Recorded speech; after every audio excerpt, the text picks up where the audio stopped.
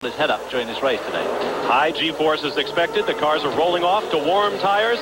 Let's give you the starting lineup for the Grand Prix of Brazil. On the pole for a record 54th time, the runaway crowd favorite, Ayrton Senna, in the McLaren Honda V12 with a record lap of 126 miles an hour. Next to him on the front row, Riccardo Patrese of Italy in the Williams Renault V10, making his record 210th Grand Prix start. On row 2, Nigel Mansell of Great Britain in the second Williams Renault, fastest in the morning warm-up.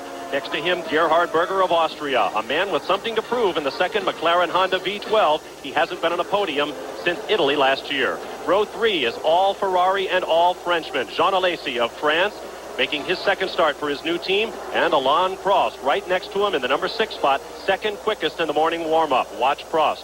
Row 4 will be Nelson Piquet of Brazil in the Pirelli-shod Benetton Ford. Highest Pirelli runner. Those ahead of him all have Goodyear tires.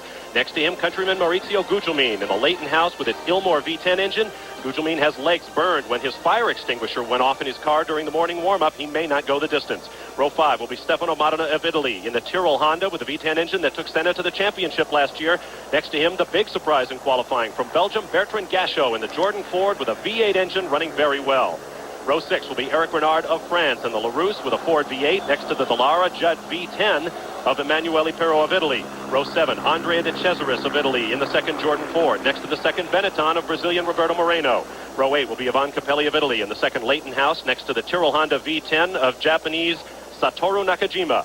Row 9 will be Aguri Suzuki of Japan in the second LaRousse Lola Ford next to Belgian Terry Boutsen in the Ligier with Lamborghini V12 power. Row 10, JJ Leto of Finland in the Dallara Judd V10 next to Italian Pierluigi Martini in a Minardi with a Ferrari V12 engine behind his head.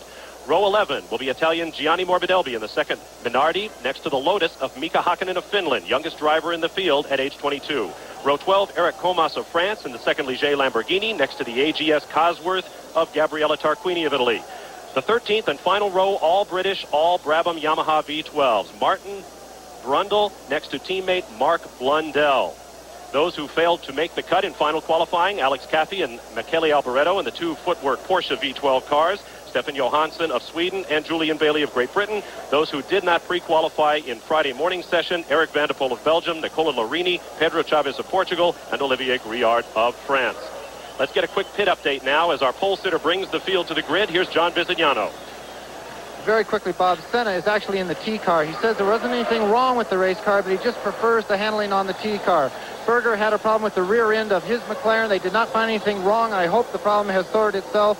Modena, he has had an engine change. They had a pickup problem. Gugelmin is taking the start, but they don't know how long he's going to last. He's in a great amount of pain. We have new gearboxes on Pirro and Boots, and we're ready for a lot of pit action. The car is coming to the starting grid. Once they settle into position, there will be a red light, and within a few seconds, some 10 to 15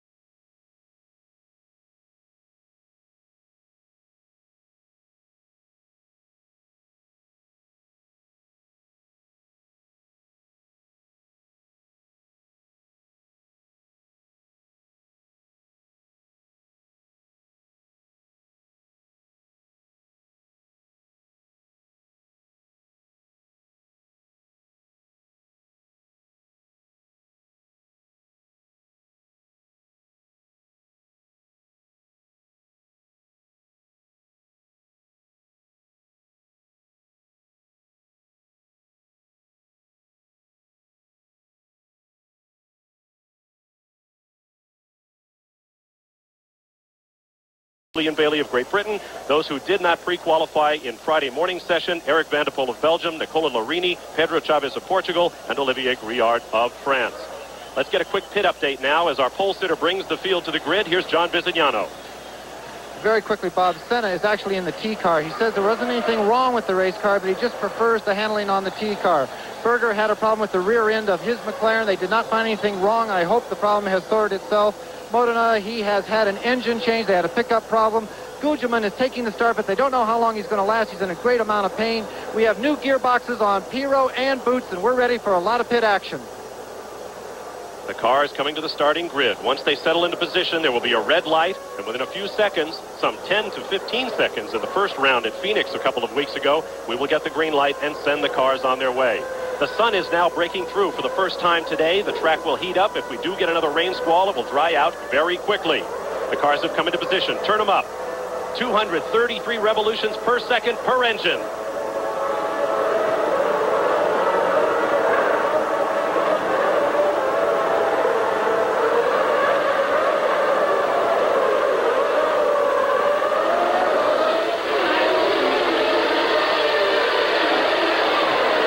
On fire. Gerhard Berger has Berger's car is flaming out the back. Right in the middle of your field where you see the puff of smoke there. That's Gerhard Berger in the red and white McLaren through the Senna curve into the sharp left-hand Curva del Sol, curve of the sun. One of the Dolares off, looked like Emanuele Pirro. Senna with a lead, followed by the two Williams cars who went away from the line side by side. There are rumors that the two Williams drivers, Mansell and Patrese, are not seeing eye to eye. One of the problems being that Patrese out-qualified Nigel Mansell yesterday afternoon, which I don't think went down very well. Oh, and there's poor old Gabriel Tarquini. Oh, the AGS, one of the underfunded teams in Formula One, and that will not do them any good at all. He's up against the wall. Nigel Mansell's convinced he can win this race if it stays dry. He's not looking forward to it raining, but he certainly gave Senna a run for his money yesterday afternoon. This morning he was quickest, as you've already said, and he really wants a dry race because he feels convinced that he can win it. Little over 2.5 miles around. You see one of the Williams cars. I believe that's Mansell. Hard to tell. Both drivers have white helmets. Our pictures coming to us from TV Globo here in Brazil, the host broadcasters for today's event. Gerhard Berger's car, when it went by here from the grid, was spewing out flame and smoke out the back. It must have been some sort of oil leak that developed while it's stationary on the grid and has managed to burn itself out. Into the curve that is named for him. The Senna S goes Ayrton Senna. Some 75,000 seats here at the Jose Carlos Pache circuit. Many thousands more are standing along the fences. The economic situation has improved here in Brazil, and a lot of people were able to afford a couple of $100 for a ticket to this race. Gerhard Berger's car still leaving a trail of flame as he went past the commentary box here, but not much smoke. Senna seems to be putting a bit of a distance between himself and Mansell. This is one, of course, Senna's really strong points. He gets off to some absolute dynamite starts. Here is your order at the end of lap 1. Senna, Mansell, Patrese, Jean Alesi, Gerhard Berger in a car that may have a problem. Nelson Piquet in 6th, followed by Alain Prost, Stefano Modena in the Tyrrell, Mauricio Gugelmin in the Leighton House with those damaged legs, and Bertrand Gachot in the Jordan in the 10 spot. Because what basically happened to Gugelmin this morning was the fire extinguisher went off, and of course with that carbon dioxide compressed in there, what it does, it gives you frostbite. It sprays right on his leg. And effectively gave him a spot of frostbite right on his leg, which apparently is very painful and could be highly dangerous. It could be terminal. They're not sure if he'll be able to go the distance. He was able to walk around, but he contacted Formula One's official doctor, Dr. Sid Watkins of Great Britain, and he is in the field. Ayrton Senna flashes across the start-finish line at 187 miles an hour. Very steep first corner here. Television pictures don't make it look quite as steep as it is. They dive down through there. There you see the elevation change in the background. The gap 1.4 seconds from Senna to Mansell, first and second. Still going downhill towards the lakes here. This road now goes between two lakes, the larger and the lesser. And at this point, starting to go uphill again here. Just running off the edge of the road there. It gives you an idea of just how wet it is. Just offline here. None of these guys want to hit this grass, because if they do, they're not going to stop for a long way. And of course, if it rains, it rains very heavily here. I mentioned the temperature would be critical. The track is quite warm, so if it does rain, they will go to rain tires, but it will dry off very quickly. So we could see lots of tire changes going on in the pits today. Ayrton Senna turned 31 years of age on Thursday afternoon. There was a big party for him in the pit lane during which someone walked off with 27 passes for his family and friends, and Ayrton Senna went into a towering rage. Very bumpy there as they come into this last major third gear left-hand corner. They're still going downhill, as you can see, and they start to go uphill as they go around this left-hander right back to the start-finish line. It's uphill all the way. No change in the running order yet. Let's get down to the pit lane and John Bizignano.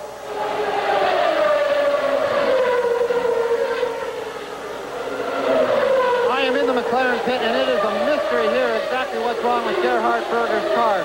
They were hoping that it could be something as simplistic as a blocked breather tube, and that had filled with oil or other type of flammable liquid, and when he took off, that blocked breather tube came open and found something hot.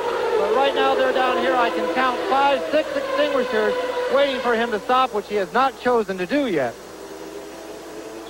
A look into the cockpit of Ayrton Senna, the runaway crowd favorite here. It's hard to overstate the popularity of this man here in Brazil. Bizignano with you. There is the gap from first to second on the racetrack. Ayrton Senna, with his record 54th pole position, led the field away. Nigel Mansell running in second position. Nigel's hanging on to about a 1 1/4 second disadvantage there, but they're both pulling away from Riccardo Patrese, nearly 5 seconds ahead of him. Right behind him is young Jean Alesi in the first of the 2 Ferraris. So a lot of action going on there, but unfortunately, you better be prepared to see that this is the only car you're going to see this afternoon. As long as it's still running, this is the car we're going to be looking at, and there's nothing we can do about that. Ayrton Senna. Everything he does makes news down here in Brazil. He has broken up with his longtime girlfriend, an enormously popular television figure named Xuxa, and he is now reportedly dating an American model. Ayrton Senna said in Phoenix he loves the United States. I guess I know why now. I wouldn't be surprised to see him do an Emerson Fittipaldi and buy himself a house in Miami, which of course has got the closest weather approximation to here in Brazil. Emerson Fittipaldi has won twice on this racetrack, also known as Interlagos. David already explained the 2 lakes on the infield, Superior and Inferior, and the track runs between them, hence Interlagos, between the lakes. But of course, Senna's big hope, his big wish today, and of course the fervent hope of the thousands of people stacked into these stands, is that he's going to win this race, because that would be the first time he's won his home Grand Prix. Al Prost, meanwhile, lurking back in 7th spot, has won this race a cool 6 times since 1980. Including last year when he broke the hearts of the fans here by coming out and winning in only his 2nd race with Ferrari. Across the start-finish line they come, still on full tanks. Now then, one of the things these guys are going to have to be careful here is undoubtedly going to have to be a pit stop. This is a hard course on tyres, medium speed, like I say, about 125 miles an hour. They're definitely going to have to make a pit stop. The thing they're going to have to be very careful is that they don't end up making 2. And so both Senna and Mansell, who are driving away from the field at a prodigious speed, have got to be very careful here of how they abuse or use their tyres. It's no good running out of tyres too soon, making a premature stop at, say, lap 15 or 18, when they may well have to make another one before the race is over. Because this is the time of the race when the tyres really get their hardest thrashing. The car's the heaviest, and they're trying to put as much daylight between himself and Mansell as possible. Let's get a pit report with John Bizignano. David, just a little bit more information on that tire situation. Everyone on the grid was on the softest possible compound. It was the C compound for Goodyear, and Pirelli was their very, very soft compound. And what you're saying is that the team managers here are scared to death of them wearing out those tires on the full tanks, trying to fight for the battle up front. If they make 2 pit stops, they are absolutely dead. They have to manage the car. They have to manage the tires. That's the only way to have success here in Brazil. 2 pit stops here, that's going to kill you. And you're on board right now with a man who perhaps guards his equipment better than anybody else in the history of the sport. Alain Prost of France in the Ferrari. Following Nelson Piquet in the Benetton, which of course is the front runner here on Pirelli tires. Pirelli putting a great deal of effort into that Benetton team with Nelson Piquet, and in fact the new car, when it arrives at Imola next month, will be designed largely around the Pirelli tire, or the Pirelli tire will be made to suit that car. There you saw Gerhard Berger showing no ill effects of those flames from the back of his car at the start. Berger running in 5th position. Something must have overflowed while he was giving it 10 pennyworth a stick on the grid. caught fire, and it's obviously whatever was coming out has finished, run out. 10 penny worth of stick. You're going to have to speak English here, David. Oh, I'm sorry about that. It is Senna by 2.6 seconds now over Nigel Mansell, who may be playing a waiting game. Behind him, Williams teammate Riccardo Patrese, number 3.5 seconds in arrears. Jean Alesi, 2.6 seconds behind Patrese. Gerhard Berger, just over a second behind Alesi. Then Piquet, Prost, Modena, Gugelmin, and Gasho, the top 10. Bertrand Gasho in 10th, where he qualified, is right behind Mauricio Gugelmin. I mean, absolutely right behind him, so you could have a pass there. That Jordan car has gone exceptionally well. Now you've got another view from the inside of Alan Prost cars. He catches up with Nelson Piquet on the entry to this last third gear left-hander. Accelerating now, as you can see, up to the start-finish line. They peak out at about 185 as they cross the line, but there's another 200 or 300 yards to go. They get nearly 190 right at the end of the straight. There they go across the line. There. There is a dummy grid. There are 2 sets of starting positions out here on the racetrack, so it does get a little bit confusing. Prost made a lot of ground on that lap. Closing right in. There is Nelson Piquet, one of 4 Brazilians in this field. Ironically, Piquet doesn't seem to share the same public support and popularity that Ayrton Senna does. Nelson Piquet, of course, not only the first car on Pirelli, but of course the first V8 engine car in this race. That's got the special Ford HP engine as opposed to the Ford Cosworth, and it develops a good bit more horsepower and revs a lot more. This engine in this car is reputed to pull over 13,000 RPM, which for a 3.5 litre V8 is pretty staggering. Something over 100 spark plug firings per second in that car. These machines are absolutely unbelievable. His 8-year Formula One career. We'd like to tell you about our first NASCAR Winston Cup race coming your way on ESPN from the Lady in Black, Darlington, South Carolina, April 7th, Sunday, live at 1 p.m. Eastern Time, the NASCAR Trans-South 500. First event on the Winston Cup schedule here on ESPN. We'll hope you join us. April 7th, Sunday, 1 p.m. Eastern Time, live. Here in Brazil, we have 9 laps complete, working lap 10 of 71. We talked about Mauricio Gugelmin early on with his burned legs, whether he'd get very far into the race. We've had pit action down at Leighton House. Here's John Bisignano. Bob, unfortunately, Mauricio Gugelmin only took the green light and did a few laps. He was actually lifted out of the car ever so gently by his crew and has walked on his legs, limping very much on the right leg to the back of the garage. His Grand Prix of Brazil is definitely over. All right, thank you, John. We apologize. We don't have a camera in the pits. We didn't have the wherewithal to provide that camera here in Brazil, where things do get a little bit hectic around Formula One time. But we'll bring you all the information we can as you watch Jean Alesi of France, now in 4th position, 3.1 seconds out of 3rd place, and Riccardo Patrese. And of course, just behind him was Gerhard Berger, teammate to this man, Ayrton Senna, who we see leading the race still by about 2.25 seconds, 2.5 seconds over Nigel Mansell. But I'm sure that these two are playing a cat and mouse game with each other now on this absolutely critical position of tyre wear. Of course, all that may just go a little bit by the board if it rains, because then they'd have to change tyres. Anyway, go into wets. And as you've already said, the track temperature here is pretty warm, which of course exacerbates the tyre wear as we see the cars at the moment.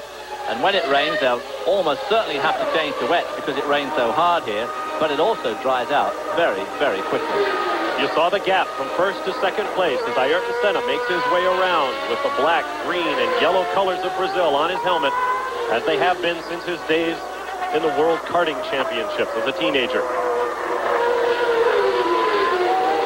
The man, by consensus, may be the best driver ever in Formula One. It's so hard to compare a man like Senna with a Fangio or a Sterling Moss. Hard enough to compare him with one of his contemporaries like Alain Prost. But the statistics are starting to pile up in Senna's favor. There's no doubt about it that when it comes to qualifying, he's in a class of his own, and I think a class in his own probably ever, because the competition is undoubtedly much more strong today than it was, and of course there's a lot more of it. Ayrton Senna won his 54th pole here today. Counting ahead, I believe, if my math is correct, in 3 more races, if he takes the next 3 poles, he will arrive at a pretty staggering statistic. He will have started on pole in fully half of the Formula One races in his career. And when you think of the first 2 teams he drove for, the Tolman, which was struggling a little bit when he drove for them in '84, and even Team Lotus in 85. That is an absolutely incredible statistic. Nigel Mansell leaving plenty of road there between himself and the edge. Possibly not just hustling that car along quite as hard as he could, which would all be part of the cat and mouse game here of making these tyres last. They've got to make these tyres last at least 30 laps or 20 laps, because that'll give them another 40 odd to go. But of course it'll be an easier 40 as the fuel load's gone down. Working lap number 13. Senna has turned out the fast lap of the race at a 1:21. He qualified at 1:16.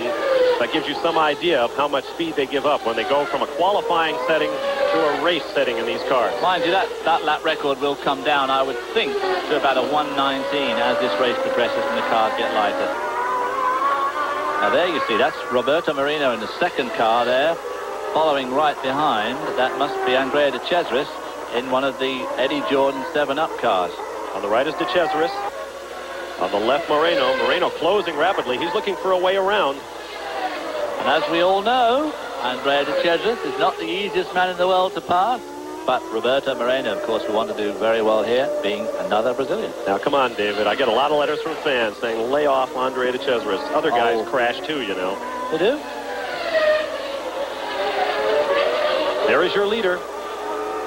Ayrton Senna, rumored to make between 12 and 13 million US dollars a year as a Formula One driver.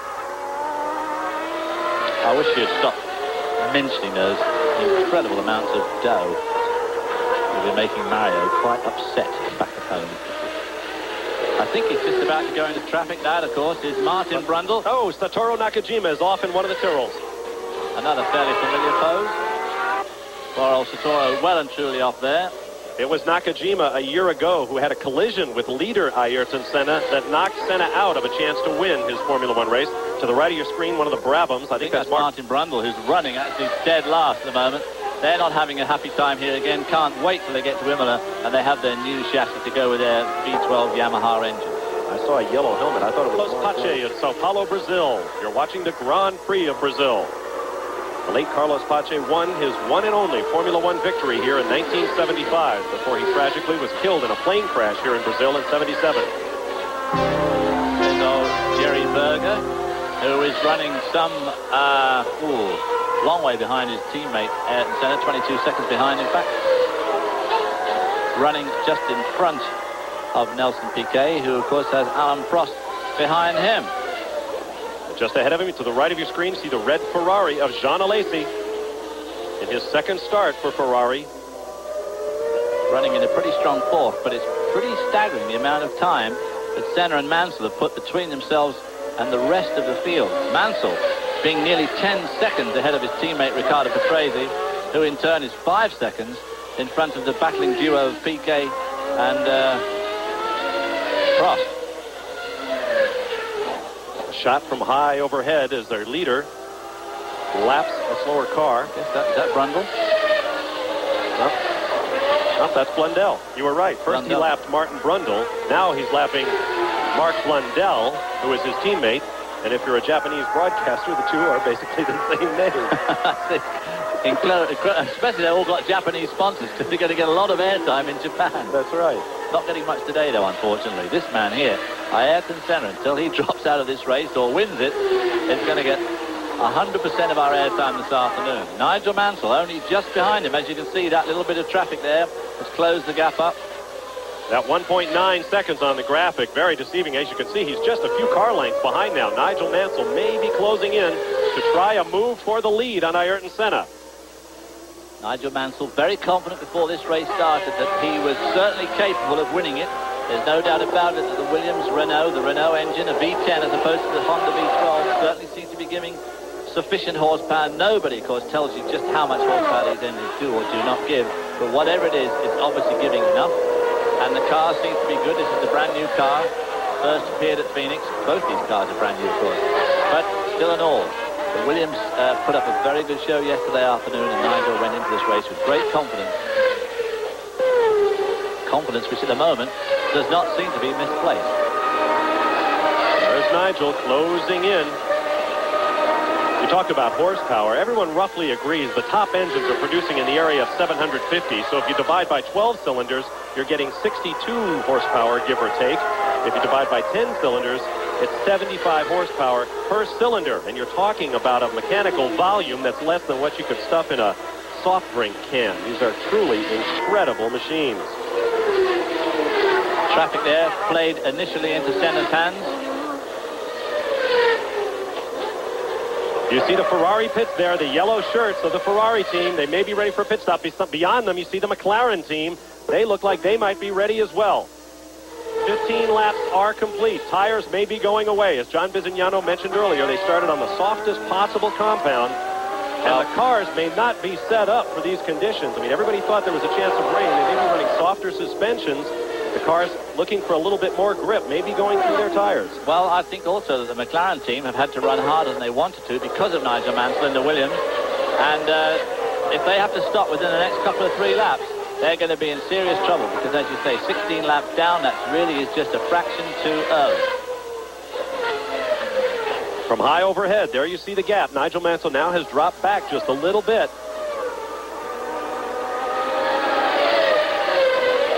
But not much. I mean, he is certainly well within striking distance. All it needs is Senna to get caught up in just a bit of bad traffic, and Nigel will be all over him like a real cheap suit.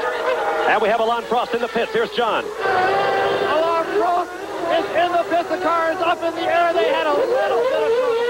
Just a tad of trouble with the right rear. One of the rear tires just went past me and is in excellent shape, but definitely must have been losing a little bit of grip. Alain Prost did not like the way the car felt. The fronts are also in good shape. These tires are not rooted in any way. They just lost a little bit of grip, and he wanted to make a change. The Goodyear tire engineers will tell you that the cars have become so easy on tires that wear is not a problem. When they run into problem is on wheel spin, coming off these corners as these incredibly powerful engines want to spin the tires on these cars. Oh, there's Ivan Capelli. Capelli in the Leighton house has stopped on the course. Alain Prost has dropped back to 7th position now as a result of that pit stop. So it's Senna, Mansell, Patrese, Alesi, Berger, Piquet, Prost, Modena. I'm not sure that's updated information. I think Prost was running 7th at the time. I think he's further back in 7th now. Yeah. John has another thought from the pits. The reason they brought Prost in so early, his tires looked very good when they came off the car, is that I guess he was stuck behind Piquet and just couldn't get around him. So they decided it was a managerial decision to bring him in, break the 2 cars up, and let him go back on the track with some new rubber. But David, I'm wondering, can that same situation develop and also make Prost drive very hard and have to stop twice, which of course will be devastating to him. There's no way he'll be able to recover from 2 stops. He's come in very, very early. Well, of course, he has lost 1/4 of his fuel load, so the car has lightened up a little bit. And I think he could probably go to the end. Nigel Mansell making a perfect pit stop in his area, and everybody jumping all over the car. A bit of problem with the right side. Almost killed the engine. Mansell definitely having a problem with the engine. A terrible misfire. I believe he had it in the wrong gear. That automatic gearbox, he could not find first gear. He was trying everything. I heard him go through at least 4 gears while everyone was frozen around him. He's back out on the track now. Good luck, Nigel. Well, that was a 14-second pit stop. Now, really, all Senna has to do is make a perfect pit stop. All that rubbish on the track is coming from I think it's coming from the crowd side. I think it is. I think the crowd is throwing something out on the racetrack.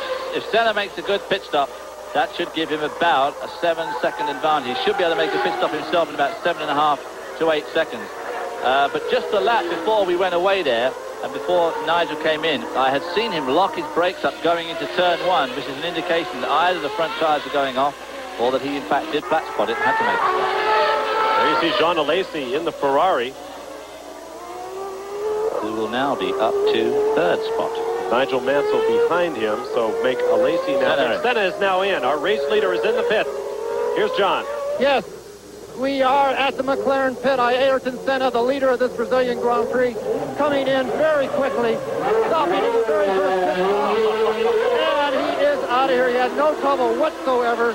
The perfect McLaren boys are all set, and I think the Ferrari lads are also set. We'll bring you that report as soon as it's very chaotic down here, Tim. 6.93 seconds. It's hard to get one much faster than that. Ayrton Senna might, all other things being equal, have won the race right there. Or had it won for him by his McLaren crew. One of the things that happened to Nigel, of course, was while he was struggling to get that gear in the pits, John said the engine was misfiring. I think what it was up against the rev limiter. And when you've got no drive going through the car, to run the engines that fast when they're in neutral, of course, that in itself doesn't do the engine a great deal of good. But, you know, when you're stuck there trying to find a gear, I know the feeling extremely well. John has a comment. You're exactly right, David. He was trying to find those gears. He was blipping it very high every single time he tried to select another gear. And, of course, he dropped the clutch a couple times and almost killed the engine. His feet were moving faster than they had ever had down in that foot box. But he saved the engine. He kept it running. Everyone is set up down here for pit stops. Keep in mind that Renault engine, alone among Formula One power plants, has a pneumatic, a compressed air valve system. Very good point. That saves the trouble of bouncing valves around, and it does certainly help on an over-revving situation. There's no doubt about it. Takes a lot of the moving parts. None of the overhead cams, gear-driven usually, or chain-driven off the crankshaft.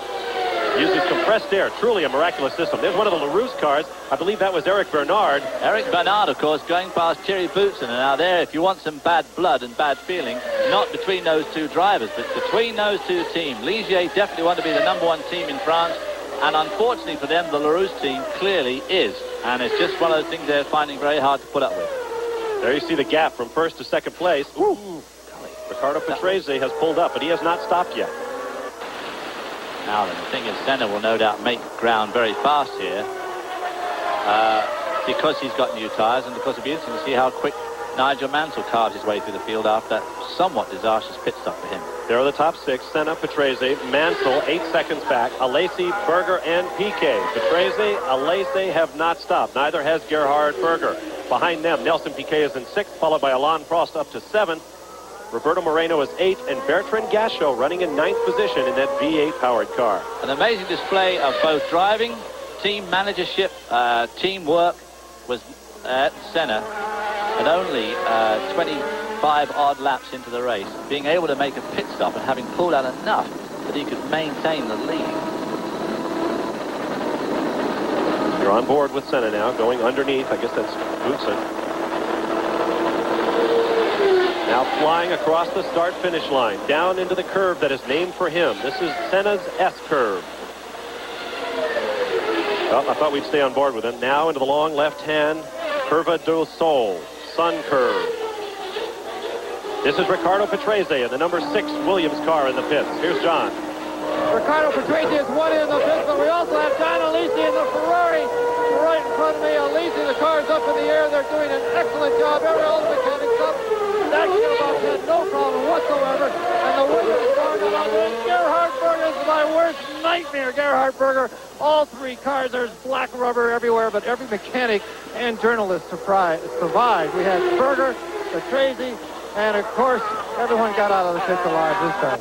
Well, I just hope that all the mechanics and journalists in the pits are keeping their eyes peeled, because by the time those cars reach the end of pit lane from their pits here, they're reaching about 140 miles an hour. And it was just a year ago that the Williams car of Thierry Boutsen lost brakes, and he knocked one of his mechanics for a loop. Scary moment in the pits, but everything seems to be okay right now. And this will... I mean, the car is so important, and the aerodynamic is very, very critical. 1 millimeter of difference at the front is making a big change in performance. It's very important. It can lose you, temps going up to a second a lap easily on aerodynamics. All the new models are much quicker than us, because there is a better shape, better efficiency between downforce and top speed. This is very important for the future, but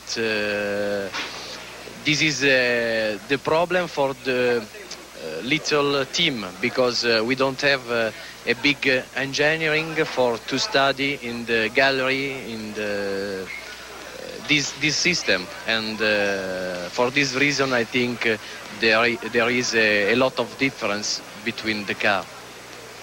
Formula One is all nearly aerodynamics. I would say most of the downforce, most of the grip is through downforce. you can see that in slow corners, maybe like Phoenix, we're not so fast. And it's only when there is fast corners that we can go quicker. Once again this year, we'll give you the opportunity to ask a question in the Formula One driving fraternity. Just address your question to Ask the Driver, Post Office Box 309, Crestwood, Kentucky 40014. With 36 laps complete, we have just passed halfway in the Formula One Grand Prix of Brazil. We've abbreviated our coverage just a little bit for time purposes, but we're showing you all the action. You're not missing anything on the racetrack or in the pits. Your leader is Ayrton Senna by 5.7 seconds over Nigel Mansell. Third is Ricardo Patrese, Mansell's teammate. Fourth, Nelson Piquet. Fifth, Alain Prost.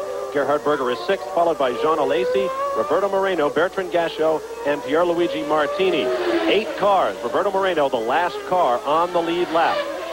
In the next 10, Gianni Morbidelli is 11th, followed by Eric Comas, Terry Boutsen, Mika Hakkinen, and then 2 laps down, Martin Brundle and Emanuele Pirot. And there you see Gerhard Berger coming out onto the front straight. And not so very far behind him is Jean Alesi in the Ferrari. And the Ferrari is in the pits. Let's get down to John Bizignano. Alain Prost in for his second time. This is the worst thing that could happen to him in Brazil. He stopped very early on in the race. Even with the lighter fuel load, the tires just could not go that distance with that much fuel being driven that hard. Alain Prost, a very quick stop by Ferrari, but it was stop number 2, and here, that's devastating. Under 6 seconds. I can't believe that pit stop. Well, if you look at the left front tire of Ayrton Senna's car as he comes into the turn 1 here, it's definitely got a very large black line around the outside of the left front tire there. But it could be because he's just gone through a long left-hand complex, and that being the unloaded tire, maybe just feathering across the road and just scuffing it up. Obviously, he's got his finger on the pulse. Doesn't look so bad there after he's gone through that right-hander. It's the driver's left, our right. We're looking for a little black streak. It goes right out by the shoulder, and you're right. You could see it on the front straightaway, David, but it's not so clear now. It could be that those double or triple left-handers, the tire just feathers a bit as it's unloaded and sort of drags across the road. But nevertheless, whatever's happening, Nigel Mansell is certainly winding him in slowly but surely. 4.8 seconds behind now. Just a few laps ago, he was 7.5 seconds. And that, of course, is after that horrendous pit stop that Nigel had. At this point, it is all Ayrton Senna and Nigel Mansell. Ricardo Patrese in third, some 34 seconds back. Nelson Piquet another 6 seconds in the rear. And then Gerhard Berger 5 seconds further back than that. The gap now 4.3 seconds. Mansell has cut a half a second off in less than a lap. Let's get down to John Bizignano. David, what they're thinking that black rim is around the tires, that the tire is picking up rubber, just as you say, when the tire feathers around those corners, it lifts up off the ground just ever so slightly, and they think that it's scuffing along the track and picking up black rubber that has been laid down on the surface of the track. They're hoping that it's nothing more serious than that. Well, it certainly could be that, because it appears worst of all as he goes into turn 1, which is after he's been through that long left-hand complex of corners, starting off with that third gear left-hander. There you see the distance now. The yellow dot on your picture is Ayrton Senna. The green is Nigel Mansell. Third place, Ricardo Patrese, just crossing the start-finish line. We are working lap number 40 of 71. Our pictures being provided to you by Globo TV here in Brazil, and we thank them for that. Our timing from Olivetti and Longines. And it is a miraculous system that gives us lap-by-lap times and keeps track of the grid throughout the race. We still have 8 cars on the lead lap. Roberto Moreno is the tail ender. There's Mika Hakkinen at 22, the youngest driver in Formula One, about to be overtaken by our race leader. Hakkinen running 13th. Team in Formula One now a bit down on luck. It is Senna, Mansell, Patrese, Piquet, Berger, Alesi in the points-paying position. This man in first stands to pick up 10 points this year. In previous years it was 9 points for a victory. It is 10 this year. 6 for second, 4 for third, 2 for fourth, 3 for fourth, 2 for fifth, and 1 for sixth. Now there's Roberto Moreno, I believe. No, that's that Piquet. That's Nelson Piquet, I believe. But there is Gerhard Berger in the second McLaren. Piquet runs in 4th, Berger 5th. Nigel Mansell has closed up on Senna to 3.2 seconds, so we may yet see a battle for the lead here as Mansell tries to overcome a terrible pit stop. Took him some 14 seconds to get back on his wheels again after trouble with his transmission in the pits, while Senna got through in under 7 seconds. Interesting to see if anybody else decides to do an Alan Prost and make 2 tyre stops. But it's going to be kind of over my dead body-ish from either Senna or Mansell at this stage of the game. That's Gerhard Berger in the 2nd McLaren. He is running in 5th spot, trying to catch up Nelson Piquet in the Benetton, who's just a few seconds in front of him there. There you see Nelson Piquet coming down that long left-hander. Right behind him, Gerhard Berger. This is that first left-hand corner here, 3rd gear, and then it's all left from here up to the pits.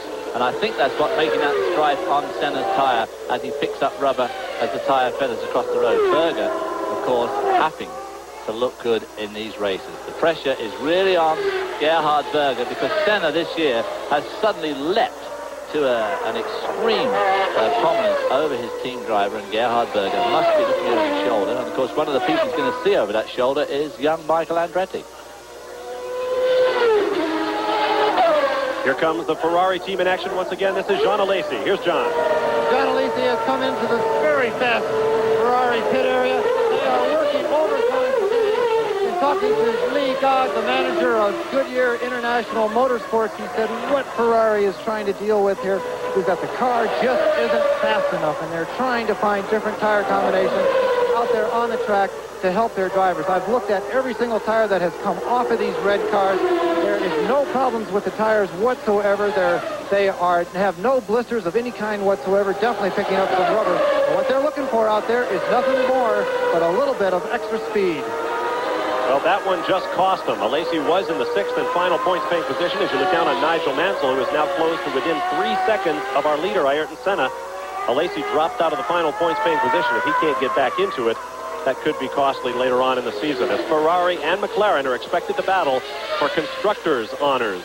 In 1991, 3.4 seconds. That's not current information. It is 2.9 seconds by my watch from Nigel Mansell up to Ayrton Senna. There is Mansell making his way around. And what a drive if he can overcome 7 extra seconds spent in the pit. Well, in effect, of course, he's already overcome those 7 by being just this close behind at this stage. Now, this is a sudden camera cut here. That, in fact, is Gerhard Berger and Nelson Piquet. Nelson Piquet in the blue and yellow Benetton being followed by Gerhard Berger. Very clever camera cut there from McLaren to McLaren, built to fool you and us, but it didn't get us this time. I'm wondering what are the Brazilian announcers talking about? We got a battle for the lead brewing. We're going to go back and look at this. On board with Gerhard Berger as he attempts to close up behind Nelson Piquet. Team managers up and down pit road will be watching this little battle because Gerhard Berger has obviously got a clearly superior car. He's also got new tyres. Nelson Piquet still has not stopped to change his Pirelli tires. He also has a V8 engine on a high-speed course up against a V12. It should be kind of a lopsided battle. I think we'll see on this start-finish line that now Piquet there, car definitely swirling. Possibly it's time for him to come in and change those tires. Flashing through, you can see that the track was banked at one time. They just used a small section of this section of the front straightaway here at Jose Carlos Pache. Berger there, applying the coup de grace. Piquet's going to fight him. Fighting every inch of the way, staying in right there. They go through the first curve. This track was heavily modified before they moved the Brazilian Grand Prix here a year ago. In fact, there were 10 years when Formula One did not come here. The old track was banked in sections, not big banks like a place like Charlotte or Indianapolis, or excuse me, not even here on ESPN. We want to tell you about some other programming coming your way later today, live. Major League Spring Training Baseball. It'll be the world champion Cincinnati Reds coming off that Cinderella story in last year's World Series against the new-look New York Mets, who have added, among others, Vince Coleman to bring a little speed to the Mets. 7:30 p.m. Eastern Time, live from Port St. Lucie, Florida today, preseason baseball here on ESPN. With 45 laps complete of 71 scheduled in the Grand Prix of Brazil, Ayrton Senna is your leader now by 4.2 seconds over this man, Nigel Mansell, who's beginning to lose ground to our race leader. Nelson Piquet is in the Benetton pits. Here's John.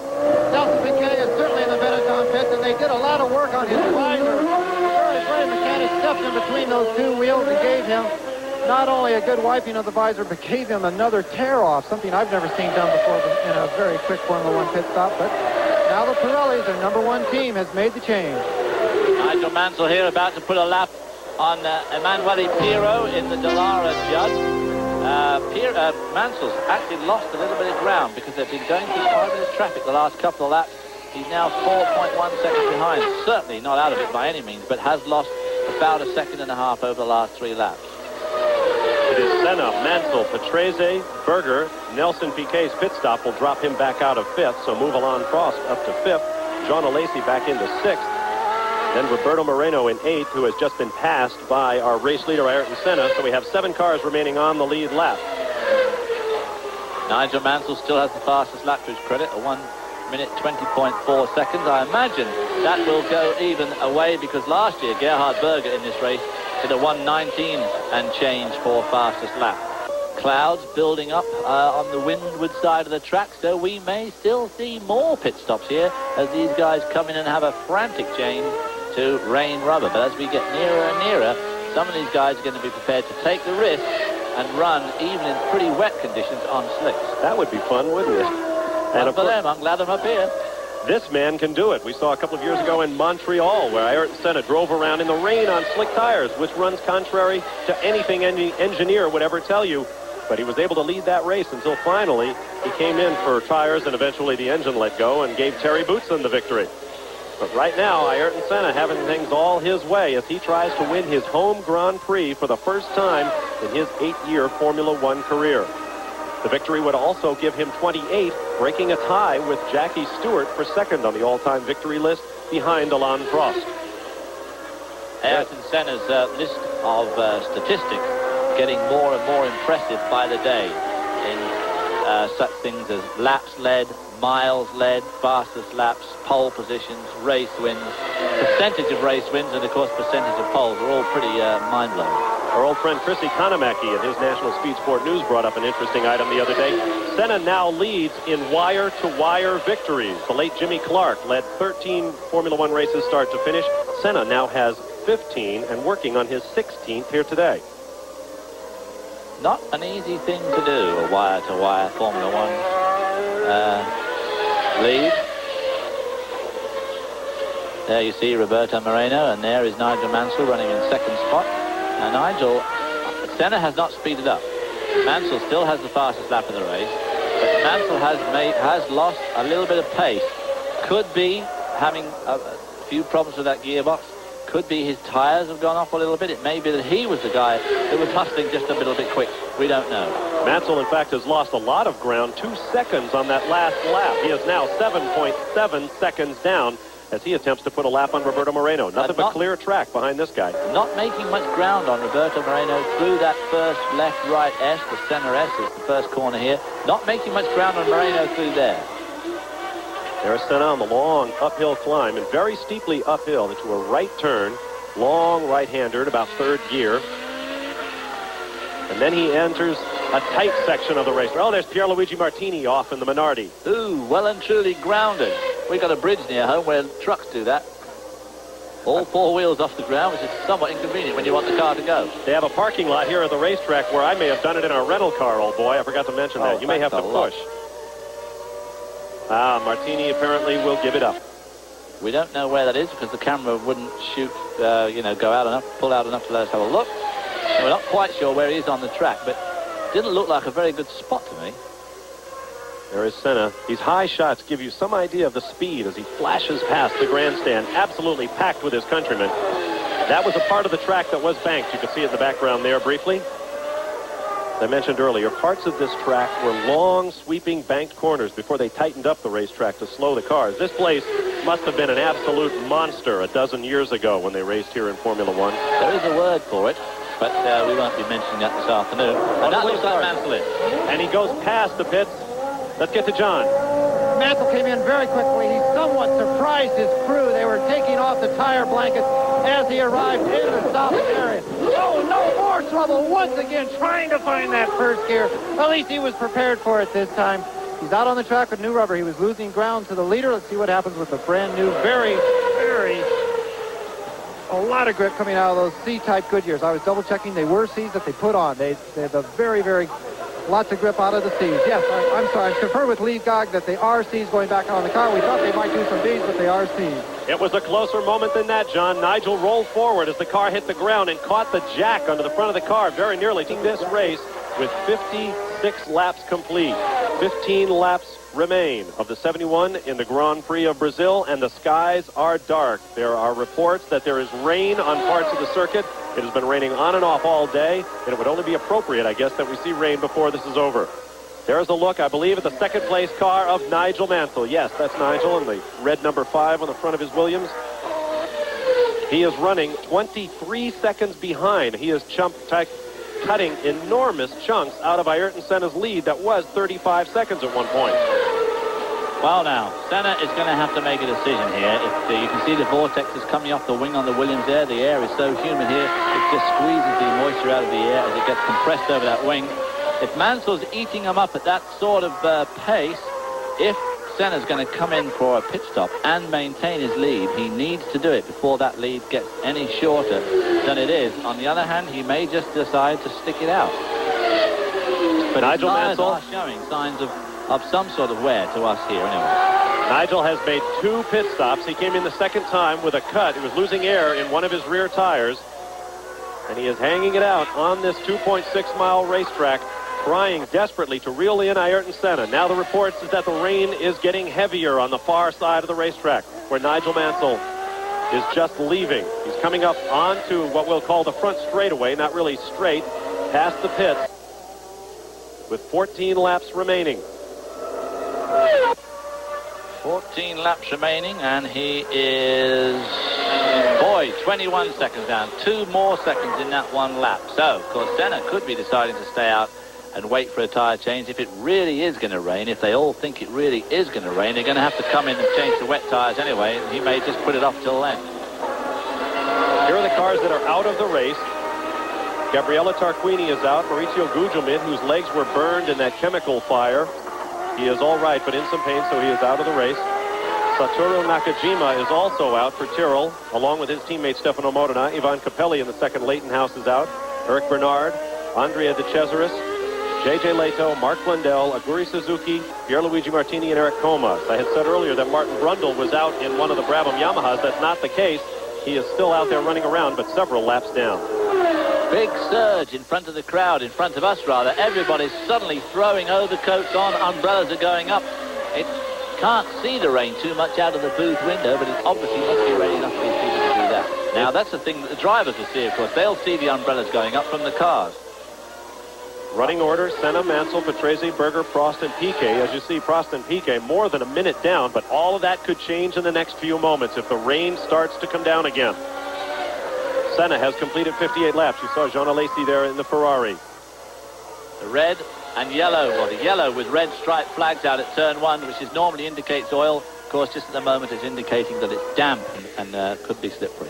There is Nelson Piquet in one of the Benettons, leaning hard over with his neck, trying to counteract the incredible G-forces in turning here.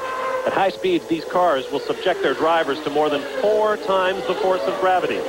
They can stop and produce 5 Gs under braking, going from 180 down to 70 miles an hour in about 100 meters and in just over 1 second.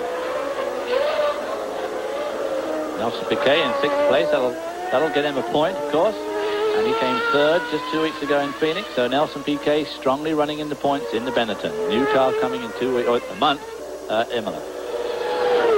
Ironically, Nelson Piquet dislodges that man, Jean Alesi, from the 6th and final points-paying position. Just a year ago, Nelson knocked Alesi off the podium, as I recall.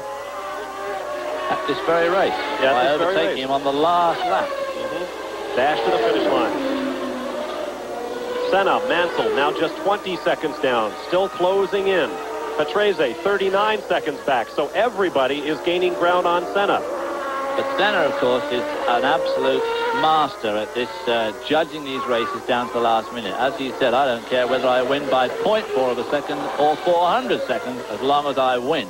And he's probably got this worked out to a T. He's got 13 laps to go, and he's got a 20-second lead, so he can afford to lose over a second a lap. Whoa, Nigel is spun. That's Mansell kicking his car back around. Well, that just shows how slippery it is out there. You can't see it very well. It's not showing very well. He broke it. I think he broke the gearbox with that spin. Should be. You saw all the smoke off the tires as he boiled the hides in first or second gear, and I think he has broken the Williams. Oh, what a disappointment. Right here. Trying to get turned around again. Whew. That's really giving it some stick, that is. Perhaps a little anger in the driving of Nigel Mansell as he's every lap. Ayrton Senna is your leader by 40 seconds now over Riccardo Patrese. Nigel Mansell has suffered a mechanical problem and is out of the race. Gerhard Berger runs third for the McLaren team, followed by Alain Prost in his Ferrari, Nelson Piquet in the Benetton, and Jean Alesi in the sixth and final points-paying position in the Ferrari. Roberto Moreno runs seventh, a lap down, followed by Bertrand Gachot in eighth, Gianni Morbidelli in ninth, and Mika Hakkinen in the Lotus in 10th position. And that is Mika Hakkinen right behind Ayrton Senna. Boy, I hope Mika Hakkinen doesn't make some ghastly mistake here and run into Senna, who, of course, has turned the wick down tremendously. Now he's got that huge lead over Riccardo Patrese with just 9 laps left to go now. He's just really, really cooling it because he so desperately wants to win this his home Grand Prix. And I just hope that Hakkinen doesn't get carried away with the great feeling of pride and emotion that he can get by overtaking Ayrton Senna. And hope he doesn't slide into him, because it obviously is a bit slippery out there. Through Descida do Lago, the trip down to the lakes, as you see. Nigel Mansell has made his way back to the pits, waving to the Brazilian fans. Back to the Williams garage.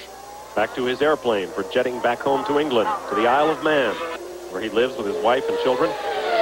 Ayrton Senna, well out in front, pulling a tear off. Is he pulling it or wiping it? Could be just wiping his visor. He may not have any more tear offs. You may be right, David. But running a very, very conservative pace now. Lead down to 31 seconds, but with only 8 laps left, 8 and a few hundred yards. That should be no problem at all.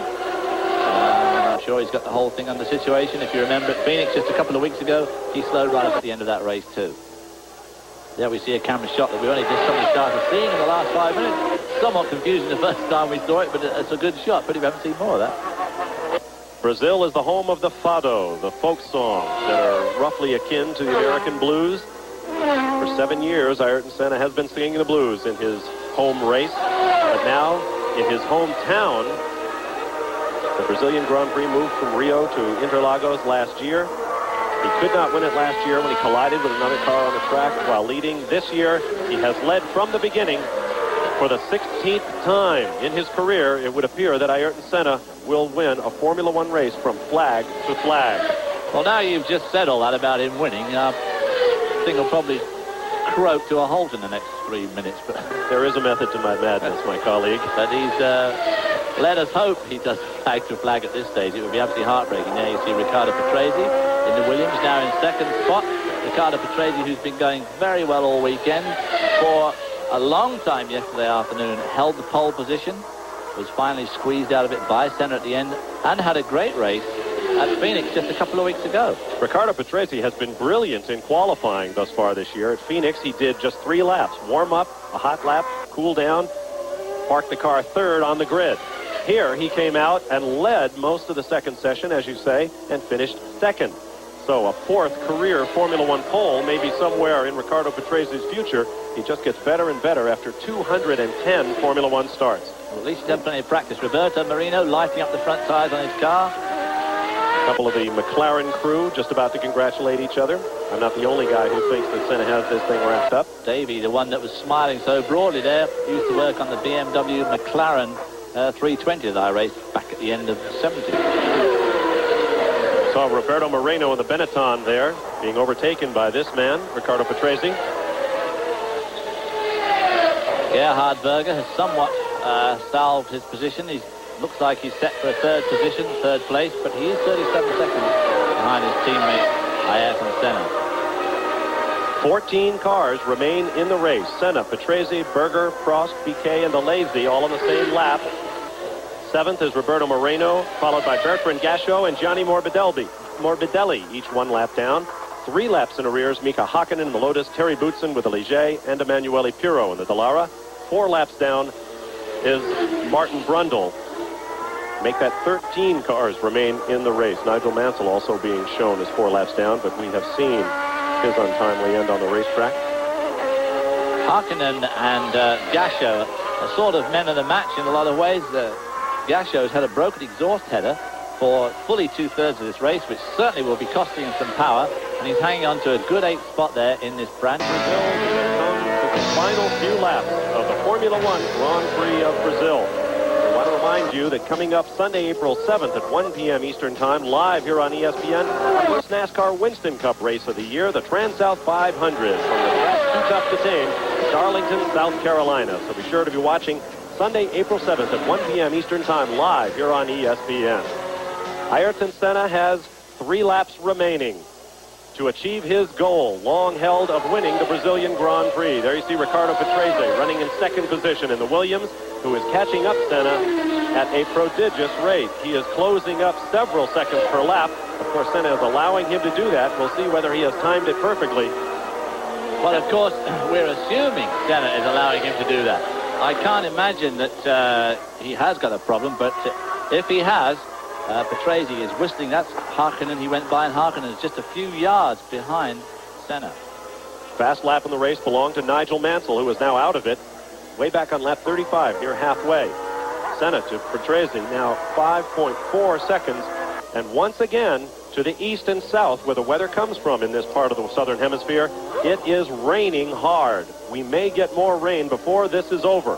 A crowd of some 100,000 Brazilians on their feet, cheering their man's every move. Ayrton Senna. Let's get a comment from John Bizignano now in the pit lane. Bob and David, let's remember the rule on this also. At this late stage in the race, the officials could actually throw a red flag due to rain. They would not expect everyone to come in and change tires or try and slip and slide their way around this circuit on slicks. If it's pouring on one side of the circuit, you could see a red flag. And with Ayrton Senna in the lead here in Brazil, the chances of that happening could be even greater. Well, the lead is down to 4.1 seconds. So if they're going to throw it, they better start thinking about it. There you see Senna going down to the corner between the lakes, and that coming to the top of the picture is Ricardo Patrese. And if it's as slippery out there as it could be, most of these guys will be treading carefully. But Patrese has got that carrot. Right in front of him is the race leader. There will be 1 lap to go this time around. 2 laps to go right now, but we're working lap number 70. There you see what Ayrton Senna's seeing. We don't see any rain on that lens. Usually pops up if you do. We don't. Yes, there is rain coming onto that lens. The track itself is looking just a little bit, yes, changing a little. Locking up the right front there. Obviously very, very slippery out there. There's the part of the track, a turn known as Bico de Pato, Duck's Bill, because it happens to look like a caricature of a duck, through Mergulho, known as diving uphill, and then into Subida dos Boxes, if you'll forgive my Portuguese, climb to the grandstands. Well, if you wanted to put your money on anybody when it gets slippery, it's going to be the guy to put the money on. But being hounded hard by Ricardo Patrese. The flagman gives him 1 lap to go. You know, we think of Honda as the dominator in Formula One, and they are now, but it wasn't always that way. Recall that Honda began in Formula One in the 1960s, driven by a couple of Americans, Ronnie Bucknam and Richie Ginther. Senna waving to his crowd. Hey, don't do that yet. You're not there yet, lad. Yeah. All that rain on that visor. Slippery down there. Tight left-hander here, 3rd gear. Senna is a very intense man, but he is also very emotional, and I wouldn't be surprised if there are tears in the eyes of Ayrton Senna shortly. And rain coming down very heavily on the backside now. But as David has pointed out, if there's anybody you want to be driving your car in the rain, even on slick tires, it's this man. If I wanted to get to the airport in a hurry and the conditions were a bit dodgy, that's the guy I have driving my cab. You may need him to make your airplane tonight. But it seems to me like he's pulled out a bit more, and I didn't see Patrese in that picture at all, which I would have expected. And the rain now coming down in torrents on the front straightaway. What a way to end the race. The way it was all morning. Absolute horizontal rain and wind. It is coming down in sheets now, but nobody is leaving. They are rushing to the pit walls in their street clothes. No umbrellas, no ponchos. This is a very special moment in Brazil. Look at the track. It is absolutely glassy with water. This is where the slick tires, of course, become incredibly dangerous. It is Ayrton Senna to absolute bedlam. Papers thrown in the air from every grandstand as he heads into the corner named for him, Senna's S. Ayrton Senna has done it. One of the few goals that he has left untouched in Formula One is now complete. He has won his home Grand Prix. Unofficially, it is Senna, Patrese, Gerhard Berger, Alain Prost, Nelson Piquet, Jean Alesi, and Roberto Moreno in the top 7. And the corner workers step out to give a Brazilian flag to Ayrton Senna. Let me unfold that for you, pal. That's okay. I'm not taking any victory laps. I'm stopping it right here. There are rooster tails coming up as cars drive slowly up the front straightaway. It is chaos here in Sao Paulo, Brazil.